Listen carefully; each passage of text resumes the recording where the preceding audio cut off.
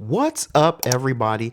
This is Murdic 3K, and as promised from the previous video, this is the KODAK PIXPRO Orbit 360 VR camera footage that we promised because we couldn't blend the two together.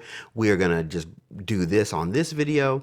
I'm pulling out the driveway in this video and we're just heading around down the street. Nothing fancy here in Whites Creek, Tennessee, just north of Nashville. And what you're going to see at the 2-minute, 23-second mark, if you look at that white house on top of the hill on the straight ahead on that road, that's Kid Rock's house. I'm sure he has many, but this is the one he has here in Nashville. And just driving around enjoying some of the great scenery we have here in Tennessee.